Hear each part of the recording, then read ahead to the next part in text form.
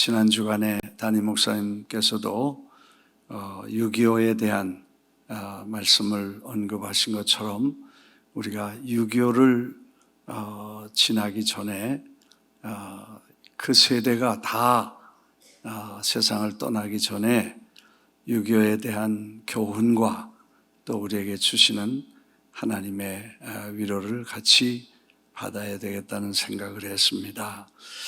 사실 기억하라는 말은 성경의 주제입니다. Remember. 그래서 자꾸 잊어버리는 게 문제입니다. 은혜 받은 거 잊어버리고 신세진 거 잊어버리고 감사한 거 잊어버리고 그러면 이제 원망과 불평과 낙심으로 떨어지게 되는데 그 근본이 기억하고 하나님의 은혜와 주신 축복과 받은 은혜를 감사하는 게 기억하는 게 하나님의 은혜인 줄 믿습니다. 우리가 은혜와 감사를 잊어버리면 기억하지 못하면 현실에서 낙심할 수밖에 없죠.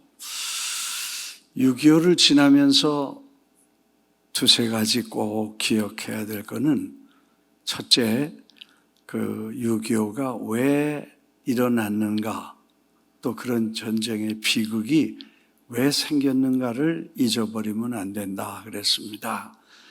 어느 분이 말했듯이 과거의 역사에 대한 올바른 지식이 없으면 미래에 대한 올바른 판단도 가질 수 없다.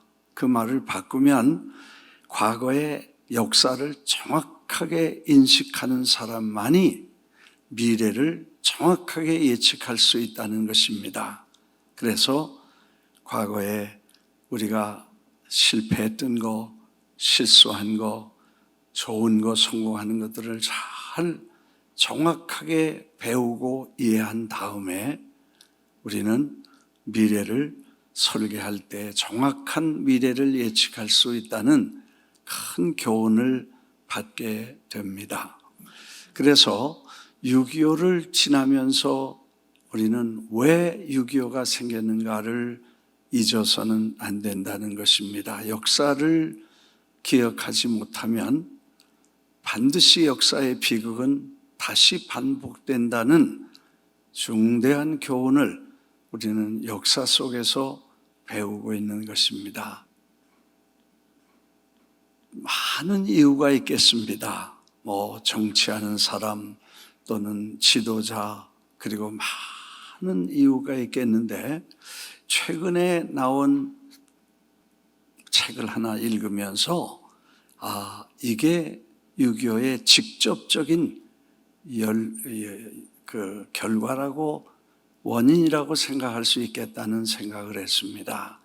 책 제목은 미국 분이 썼는데 책 제목은 어떻게 한 사람이 1,100만 명을 죽일 수 있는가?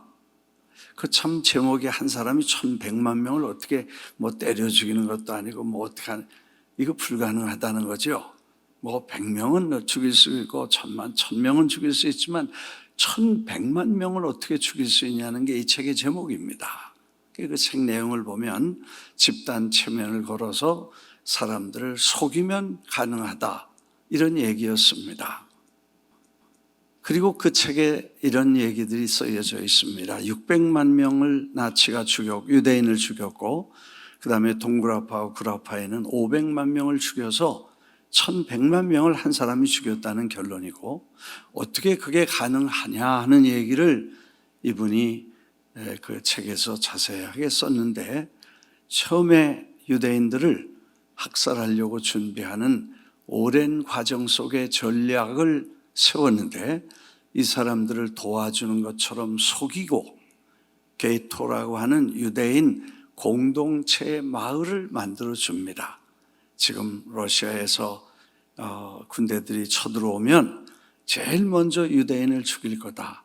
우리가 당신들을 보호해 주기 위해서 특별한 지역을 준비하고 우리가 보초를 서고 관리를 하고 도와주겠습니다 하고 관리자를 세웁니다.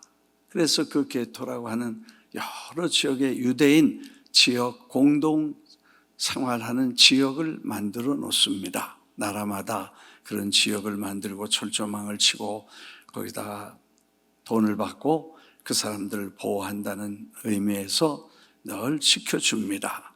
그렇게 해서 사람들을 보호하는데 그 안에 생활이 아주 열악합니다. 그래서 화장실은 제대로, 물이 제대로 있나요? 전기가 제대로 가나요? 하여튼 복잡하고 어려운 환경에 나중에는 정말 사람이 살만한 데가 못 되는 그런 아주 험한 환경이 됩니다. 그때 사람들에게 여러분 지금 고생스럽지만 조금만 참으십시오. 머지않아 여러분들이 가서 자식을 잘 기르고 부지런히 일해서 사업을 하고 그리고 신앙을 마음 놓고 신앙할 수 있는 아름다운 땅을 준비해 드리겠습니다. 사람들은 기대에 부푼니다. 그래서 그날이 언젠지 하루하루 기다리다가 어느 날 연락이 와서 사람들은 있는 짐들을 다 정리하고 아주 귀중한 귀중품이나 보석 같은 거를 준비해서 마치 새로운 이민지로 가는 것처럼 새 옷을 입고 손주 손녀들을 데리고 기차역으로 몰려서 기차를 타게 됩니다. 그 기차를 타고 그 다음에 기차의 밖에 문이 자물쇠로 잠기는 순간에 이 사람들은 속았다는 것을 그때 깨닫게 되지만 너무 늦었습니다. 그 기차는 여러 지역에 나누어서 수용소를 만들어 놨는데 그 중에 대표적인 아우슈비츠라고 하는 그런 수용소로 들어가면 기찻길이 두 갈래로 갈라져서 거기 기차가 서면 그 기차에서 내리는 한 사람 한 사람을 검사를 합니다. 그래서 이쪽으로 세우는 사람, 저쪽으로 세우는 사람, 한쪽에는 어린아이들과 여성들과 약한 사람들과 노인과 병약한 사람들을 따로 세웁니다. 건강하고 노동력이 있는 사람은 이쪽으로 세우고, 그래서 그 약한 사람들과 병약한 분들을 여러분 얼마나 수고 많이 하셨습니까? 이제 샤워를 하시고 새로운 세계를 시작하겠습니다 하고 공중 목욕탕처럼 가스실로 들어보냅니다. 샤워가 나오기를 기다렸지만 가스가 나와서 그 사람들은 그날 그 시간으로 시체가 되면 다 금리는 빼고 머리는 깎고 하여튼 바로 그날 저녁에 화장터로 보내서 밤새도록 태워 화장시켜서 600만 명을 죽였다는 이야기입니다. 처음부터 그렇게 속였으면 다 도망갔을 것입니다. 나중에 도망갈 기회가 왔지만 컴퓨터를, 이 사람들을 체포하기 위해서 완벽한 컴퓨터 시스템을 나치가 준비해서 철저하게 그 사람들을 끝까지 쫓아가서 대부분 다 죽게 됩니다. 속이면 가능하다, 그런 얘기입니다. 6.25 사변이 일어날 때쯤 1945년에 해방되고 48년쯤 되니까 대한민국이 수립되고 또 혼란이 왔을 때 대통령, 당시 이승만 박사가 미국에 있다가 한국에 들어왔을 때 한국 백성들의 75%가 조선민주주의 인민공화국을 환영하고 기다렸습니다. 왜냐하면 치주들의 땅을 몽땅 뺏어서 여러분들에게 무상으로 주겠다는 가문이설에 속습니다. 그리고 그 결과로 대한민국은 거의 적화 직전에 있는데, 그래서 이승만 박사를 대통령으로 모시자고 할 때 합법적인 헌법이 없이 할 수 없다. 그래서 제헌절을 우리가 기억하는 대로 7월 17일에 헌법을 만들어서 법을 만들고 그 법에 의해서 국회의원을 선출하고 직선제로 헌법을 만들고, 그리고 헌법이 완성된 헌법에 의해서 국회의원이 당선되고 그 국회의원이 대통령을 선출해서 초대 대통령이 되어 대한민국이 건국되게 됩니다. 사실 그 어간에 한국 사람들은 남북한에서 선택의 자유가 있었습니다. 한 사람들은 공산주의와 또 김일성을 따라서 살 것인가 아니면 자유, 민주주의를 택할 것인가는 선택의 기회가 몇 년 동안 아주 잠깐 지나갔지만 있었습니다. 그때 자유를 선택한 사람들은 거의 다 남한으로 피난을 나왔고 그걸 결정하고 남아있겠다고 한 사람들은 북한에서 73년을 보내게 됩니다. 그리고 지금 우리는 여러분이 아는 것 같이 남한과 북한의 현실을 맞게 되죠. 그때 결정한 그 결정은 일생 일대의 중요한 결정이고 그 선택은 정말 사기뿐만 아니라 자자손손 올바른 결정으로 축복이 될 수도 있었고 정말 순간의 결정이 속아서 잘못 결정한 것 때문에 자기도 자손만대의 불행을 정말 무시무시한 현실을 겪어야 되는 현실을 보게 됩니다. 사람이 속는다는 것은 얼마나 무서운 것인가를 다시 한번 우리에게 생각해 줍니다. 그래서 6.25는 속아서 사회주의 이론, 막스의 공산주의 이론에 속아서 낙원을 약속하면서 지옥을 우리는 실험실에서 아웃컴이 지옥이 나온다는 것을 다 보고 배웠습니다. 예수 믿는 사람 속에 성령이 계시면 성령은 진리의 영인데 진리의 영이 거짓말을 분석하고 거짓말에 속지 않는 성령이 우리 안에 계시기 때문에 예수 믿는 사람을 그렇게 미워하고 거짓말로 속일 수 없기 때문에 교회를 말살하고 그리고 하나님과 그 아들 예수 그리스도와 그의 교회와 그의 나라와 이름을 박멸하려는 무서운 노력은 끊임없이 계속됐다는 것입니다. 이해가 되시면 아멘. 네. 설교하라니까 무슨 딴 얘기만 하나 그러겠어요. 성경에 기억하라. 내가 애굽 땅에 종노릇 하던 그때를 기억하라. 왜 종노릇 했냐? 마귀에게 속아서 하나님 버리고 우상 숭배하고 하나님 떠나서 속아서 그래서 애굽의 포로가 되고 바벨론의 포로가 되고 그래서 종살이하던 저들을 하나님이 불러서 살려주시고 세워주셨다는 거 이거 대단한 하나님의 은혜를 잊지 말라는 것입니다. 제가 최근에 사진 한 장을 보고 이게 거짓말이었구나. 제가 북한을 5번을 갔었는데 한 번은 저 신의주부터 이 판문점까지 이렇게 내려와서 구경할 기회가 있었습니다. 판문점은 남쪽 측하고 북쪽 측하고 갈라놓고 그 회의장도 가운데다 이렇게 줄을 치고 여기는 북쪽 사람, 여기는 남쪽 사람 그렇게 마주 앉아서 회의하는데 거기서 휴전협정을 뭐 수백 번 했다니까.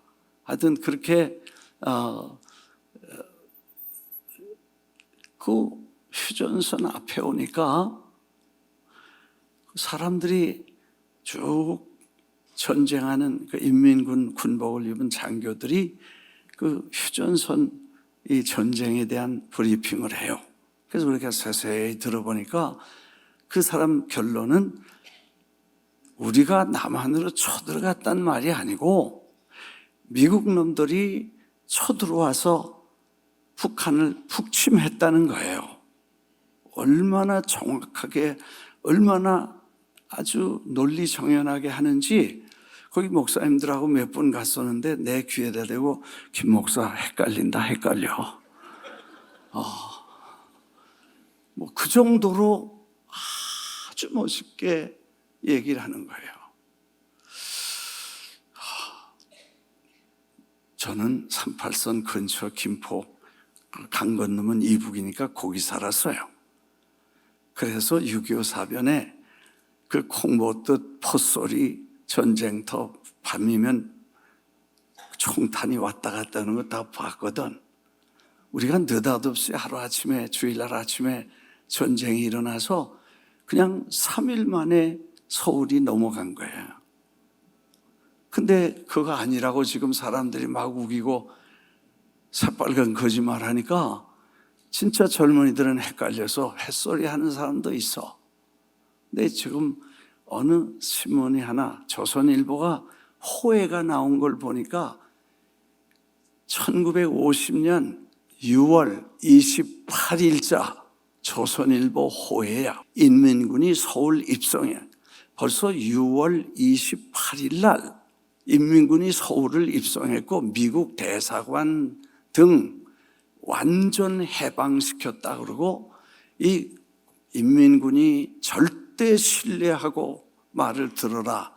맨 마지막 이쪽 부는 위대한 인민공화국, 민주주의, 조선인민주주의 인민공화국 만세, 민족의 위대한 수령인 김일성 장군 만세. 이게 28일 날 벌써 그랬단 말이에요.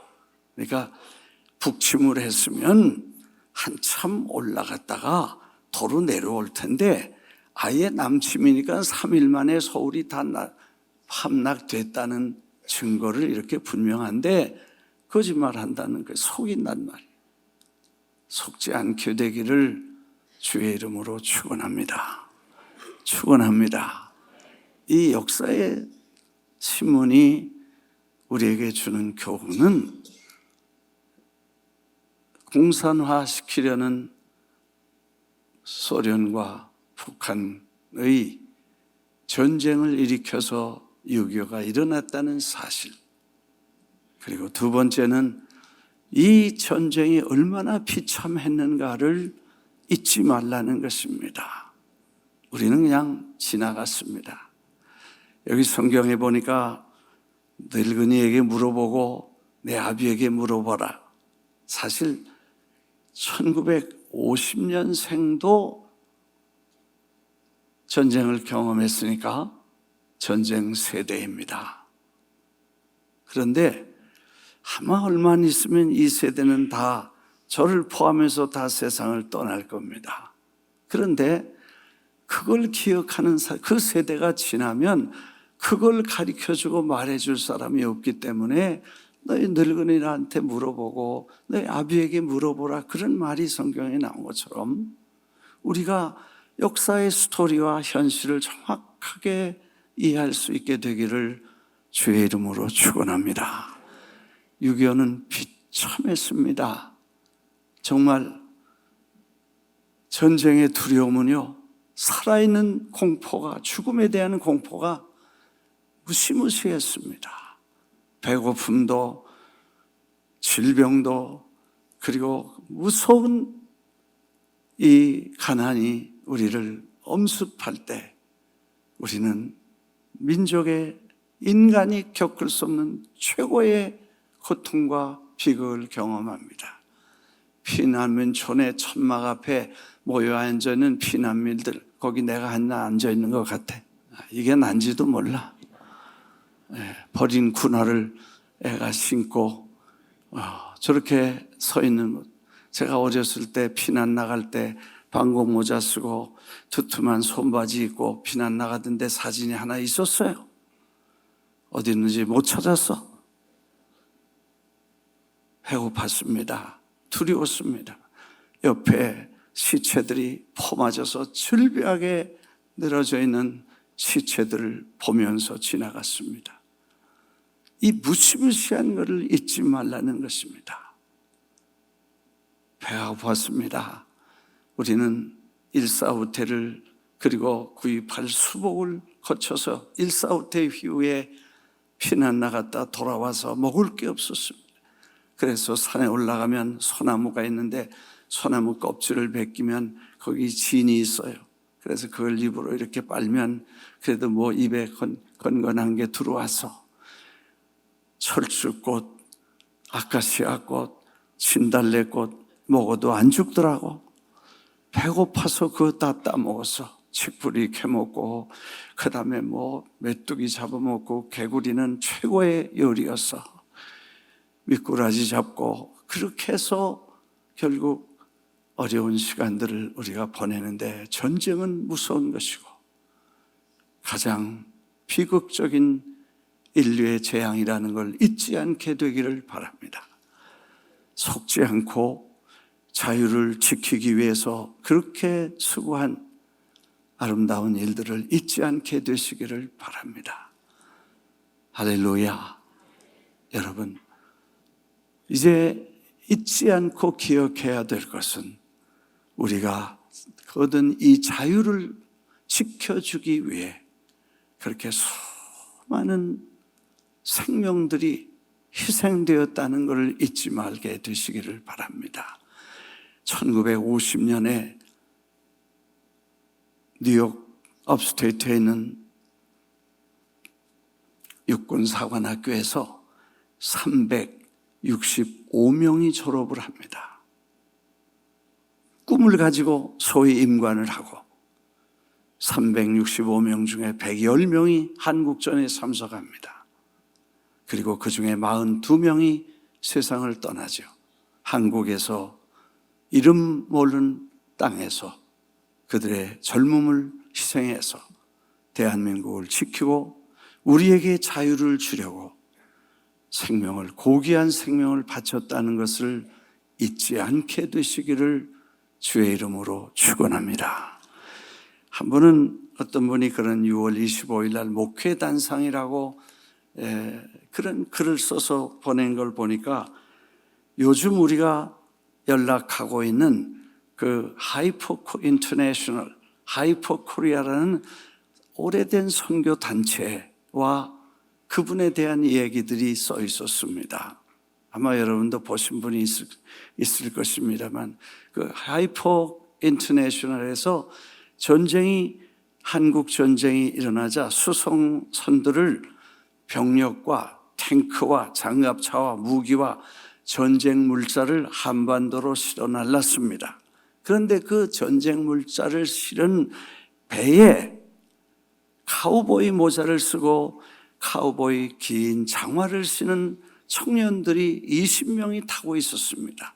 이 사람들이 뭐 하냐 하면 그 배에다가 한국에 갖다 줄 이 짐승, 소와 양과 그리고 돼지 뭐 이런 여러 가지 짐승들을 실어서 한국의 가난하고 굶주린 농업 가정들에게 축산을 나눠주고 도와주려고 보냈던 것입니다. 그래서 이 사람들은 7주가 걸리는 배에서 그 짐승들을 물을 먹이고 풀을 먹이고 건초를 먹이고 그 다음에 똥을 싸면 그걸 더 치우고 그렇게 하면서 그 배를 타고 한국을 가서 한국 사람들을 도와줬다는 얘기였습니다. 뱃멀미도 있고 정말 바람과 싸우면서 부산항까지 7주간의 항해를 했는데 1952년부터 76년까지 44차례에 걸쳐서 젖소, 황소, 돼지, 염소, 가축 3,200마리를 한국으로 실어 보냈는데, 가축을 실은 수송선에는 300여 명이 그동안에 44번에 걸쳐서 짐승들을 날르는 작업에 함께 했다는 것입니다. 최근에 이 캄보디아의 농업 선교사를 우리가 보내드렸는데, 그분이 연락을 하고 지난번에 오시던 염소 하시는 그 박사님께서 그 기관과 연락을 해서 우리 캄보디아 프로젝트에도 전량이나 이런 것들을 다 도움을 받도록 그렇게 하는 작업을 하는 중에, 벌써 1950년에 우리를 도와주려고 이렇게 많은 일을 했다는 걸 새삼스럽게 우리가 느끼게 됩니다. 1954년 4월 캘리포니아 주 오클랜드 공항에는 한국을 출발하는 비행기 한 대가 특별한 손님을 태우기 위해서 기다리고 있었는데 이 손님은 다른 게 아니라 꿀벌이었습니다. 200개의 벌통에 나누어 120만 마리의 이 꿀벌을 박스에 넣어서 싣고 가는데 너무 고도로 올라가면 8,000, 9,000피트에 넘어가면 다 죽으니까 아주 낮게 가려다 보니까 가다 서고 아주 어려움을 겪으면서 이렇게 한국으로 보내졌다는 얘기와 그리고 75마리와 토끼 500마리, 염소 75마리하고 토끼 500마리를 한국으로 보내줬다는 거예요. 저는 이 캄보디아의 예수 마을에 토끼를 길러야 된다는 말을 여러 번 했어요. 왜냐하면 제가 토끼를 길러보니까 토끼는 1년에 10번이나 새끼를 낳고 한 번 낳으면 12마리 나니까 1년만 잘 기르면 100마리 돼. 예. 풀만 잘 뜯어 먹이면 200마리도 돼. 이야. 그러니까 얼마나 이 토끼똥이 걸음이 되는지 지금 선교사님이 토끼 걸음을 잘해서 아주 유기농으로 농사를 짓는다는 그런 얘기를 했는데 벌써 옛날에 우리가 길렀던 그 토끼는 그렇게 해서 비행기로 실어온 그런 원조를 통해서 우리가 그게 퍼져서 우리도 그 경험을 했다는 생각을 해보니까 we didn't know about that. 그게 어디서 왔는지 모르고 길렀어. 지금 보니까 지금까지도 이 사람이 지난번에 한국에서 이 지점이 100마리의 젖소를 저기 네팔인가 어디에 보냈다는 기사를 보니까 지금까지 일하고 있고 캄보디아에 또 도와주겠다고 이렇게 회의를 했다는 연락을 받았습니다. 그래서 이 전쟁을 치르고 하나님의 은혜고 우방의 도움을 통해서 우리가 그 가난과 저주스러운 전쟁의 후유증을 잘 이기고 오늘 대한민국을 만들었다는 것을 우리가 기억하라, 잊어서는 안 된다는 또 다른 하나님의 명령으로 봐야 될 줄 믿습니다. 이해가 되시면 아멘. 네. 토끼 길러본 사람 한번 손 들어봐요. 네. 많아. 네. 내 말이 맞죠? 해봤어. 지금 그리고 병아리를 얼마나 많이 한국에 유정란이 없고 병아리가 씨가 말랐으니까 전쟁터에 무슨 병아리가 있겠어. 그 배에다가 계란을 수십만 개를 계란 박스에 넣어서 한국으로 보내서 그걸 까서 병아리를 길렀다는 거예요. 제가 2달 전에 캄보디아 예수마을에다가 그 병아리 까는 기계 인큐베이터를 하나 사라고 그랬더니 몇천 불 갈 줄 알았더니 200불 되었대. 그래서 계란을 거기다 넣고 한번 20하루 기다리면 병아리가 나올 텐데 하면 실험실에 보이게 잘 되면 집집마다 하나씩 다 해가 까서 줘라 그랬더니 거기서 보니까 20하루 만에 70개를 넣었는데 61개인가 병아리가 깠대. 저게 3주 지났는데 벌써 저렇게 컸대. 이야, 그러니까 이걸 벌써 옛날에 우리 굶어 죽을 때 미국 분들이 정말 사랑으로 보내주어서 그 닭 잡아먹고 산 거 아니에요? 씨암탉 해가지고. 할렐루야. 사위 오면 꼭 옛날에 수탉 잡았대. 암탉은 왜 안 잡고 알라니까. 아멘. 아니, 그렇게 먹고 살아서 그렇게 우리가 살아났으니 그걸 잊지 말고 감사하면, 여러분, 사람의 은혜를 잊으면 하나님의 은혜도 잊게 됩니다. 사람에게 감사하면 하나님께도 감사할 줄 아는 사람이 될 줄 믿습니다. 오늘 성경의 말씀 기억하라는 게 바로 하나님에 대한 경외심과 은혜 입은 십자가의 은혜와 구속의 은총을 입은 우리가 이것 까먹으면 저것도 까먹게 되고 사람의 은혜를 잃으면 하나님의 은혜도 잊어버린다는 무서운 교훈을 오늘 우리에게 준 것입니다.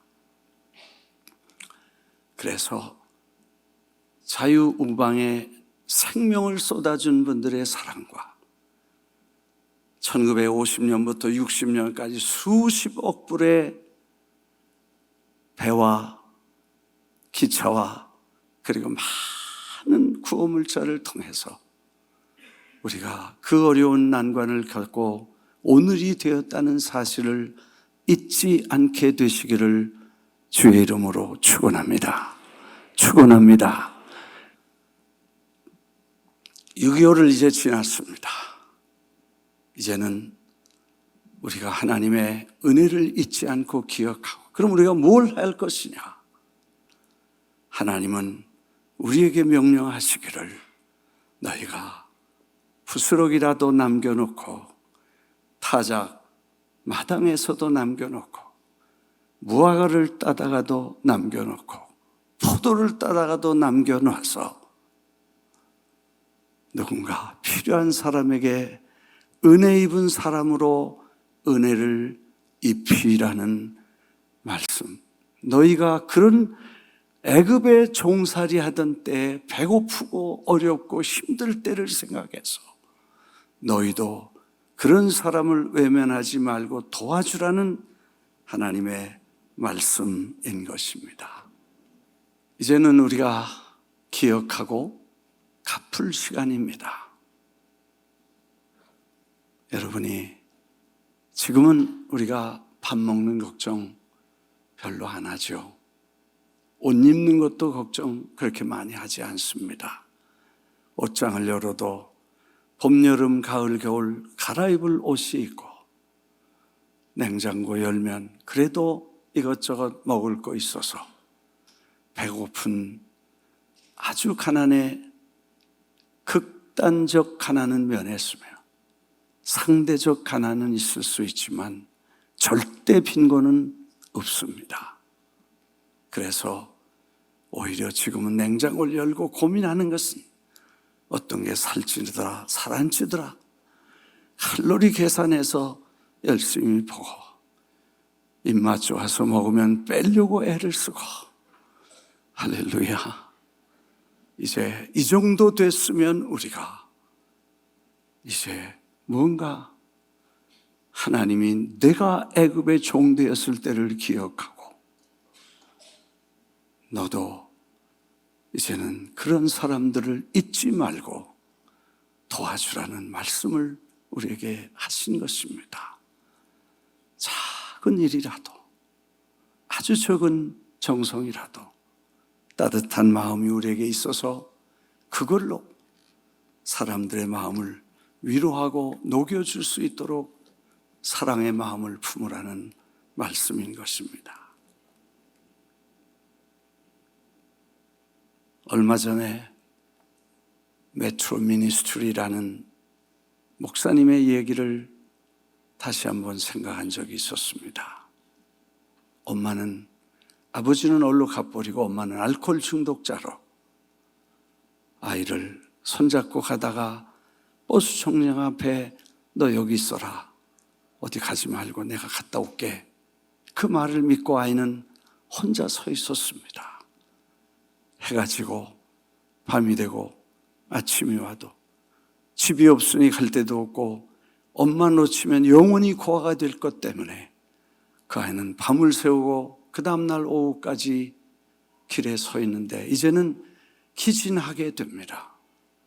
수많은 사람, 수많은 차가 지나갔지만 아무도 관심과 눈길을 끄는 사람이 없었습니다. 마침내 어떤 신사 한 분이 차를 세우고 Are you okay? 너 괜찮냐? 하고 물었습니다. 그 말 때문에 아이는 눈물을 흘리고 사정을 얘기하니까 그 신사는 그 아이를 데려다가 공부를 시키고 신학교를 보내서 목사를 만듭니다. 그리고 그 아이는 대학을 졸업하고 다시 브루클린으로 돌아와 자기처럼 고아되고 버려진 아이들을 모아서 교회를 하는데 그 교회는 아마 세계적인 어린이 사역 교회가 되어서 토요일 주일이면 버스로 수천 명씩 몰려드는 어린이 교회로 유명한 메트로 미니스트리가 됐습니다. 자기가 고난을 겪었기 때문에 그 고난을 당하는 사람들에 대한 연민이 있어서 이 사람은 다시 그리로 돌아와 그 아이들을 위해 가진 고난, 협박, 생명의 위협을 무릅쓰고 그 아이들을 돌보면서 하나님의 사랑을 전했다는 스토리를 듣게 됩니다. 우리가 이제는 이 기억하고 잊지 않고 이 일을 감당할 시간이 된 줄 믿습니다. 마지막으로 최근에는 울지마 톤즈라고 하는 책도 나오고 영화가 나왔습니다.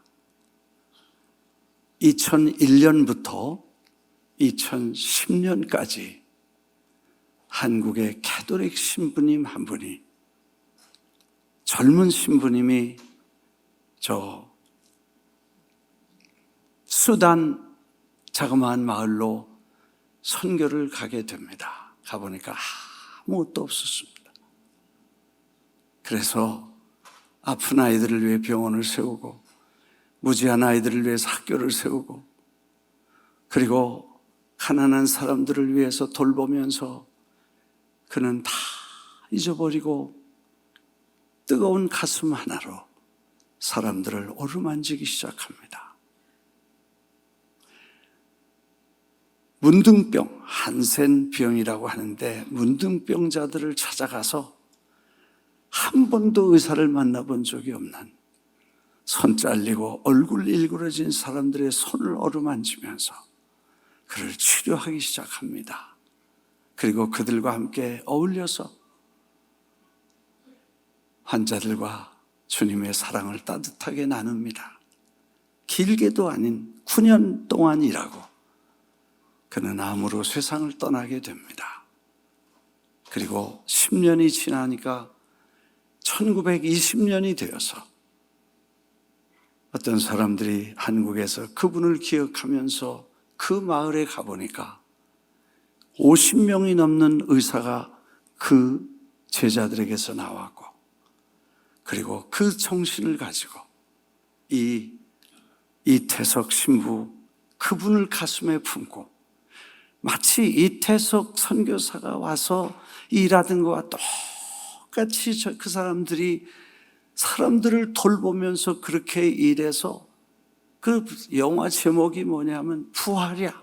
이태석 선교사가 부활했다는 거예요. 그 사람들 수십 명의 이태석 신부님이 살아나와서 가난하고 어려운 사람들을 돕고 있다는 그런 얘기들을 듣고 한 사람의 사랑과 눈물이 정말 한 마을 그리고 한 시대를 움직여갈 수 있다면 여러분과 우리의 역할이 어떤 것이 얼마나 중요한가를 우리에게 말씀해 주십니다. 오늘 바쁜 중에 여러분이 축구 선교를 떠나시고 저들을 보내느라고 일불씩 아이들의 조그만 선물을 준비해 주신 여러분들, 먼 훗날 여러분의 축구장에서 여러분이 만난 그 아이들이 마침내 하나님의 사람으로 그 사랑을 잊지 않고 또 다른 예수의 모습으로 나타나면 아마 그것이 우리가 지금 할 일이고 저 어렵게 산 가정에 계란을 10개를 갖다 주고 병아리를 까서 아이들이 계란을 먹고 젖을 짜서 염소에 젖을 짜서 치즈를 만들고 그리고 토끼를 길러서 농사를 짓고 이런 일들이 작지만 사랑으로 한다면 아마 아름다운 결실이 이루어지고 은혜를 잊지 않는 하나님의 사람들이 될 것입니다. 기도하겠습니다.